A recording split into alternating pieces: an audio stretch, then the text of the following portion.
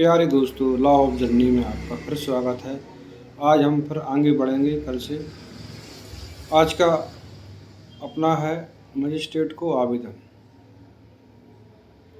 महिला संरक्षण अधिनियम 2005 में आवेदन हम किसको देंगे, ये धारा 12 में बताया गया है। मजिस्ट्रेट को कोई भी पीड़ित व्यक्ति आवेदन दे सकता है, संरक्षण अधिकारी आवेदन दे सकता है।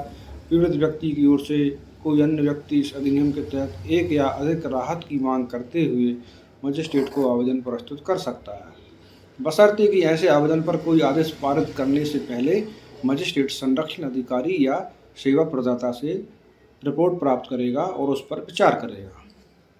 धारा 12 की उपधारा क्या कहती है कि उपधारा 1 के अधीन मांगी गई राहत में प्रतिवादी द्वारा की गई घरेलू हिंसा के कृत्यों से हुई क्षति के लिए प्रतिकर या क्षति के लिए बात संचित करने ऐसे व्यक्ति के अधिकार पर प्रतिकूल प्रभाव डाले बिना प्रतिकर या क्षति की सुनवाई के लिए आदेश जारी करने के लिए राहत सम्मिलित हो सकेगी।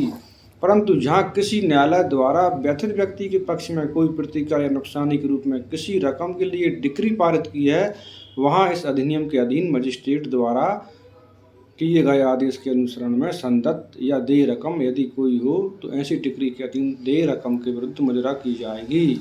जैसे कुटुम्ब न्यायालय में भरण पोषण का केस लगाया है, वहाँ यदि मुजरा भरण पोषण राशि यदि 5,000 है और यहाँ अपने मजिस्ट्रेट ने इसने भी कोई राशि बांध दी है, तो उन दोनों के अंतर का जो है वो मुजरा कर दिया जाएगा।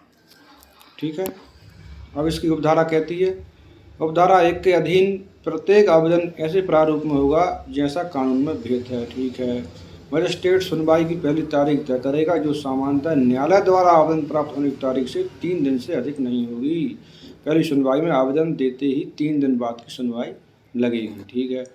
मजिस्ट्रेट उपधारा 1 के अधीन किए गए प्रत्येक आवेदन को उसकी प्रथम सुनवाई की तारीख से 60 दिन की अवधि भीतर निपटाने का प्रयास करेगा। ठीक है। धारा 12 इस प्रकार पूरी हुई। अब धारा 12 मेन कंटेंट क्या निकल के आया मित्रों?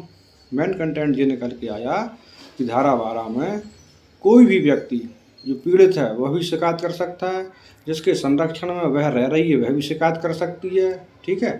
और कोई भी अधिकारी शिकायत कर सकता है, उसके आस पड़ोस का रहने वाला कोई व्यक्ति व्यथित व्यक्ति की शिकायत कर सकता है। एक बात ये निकल के आई।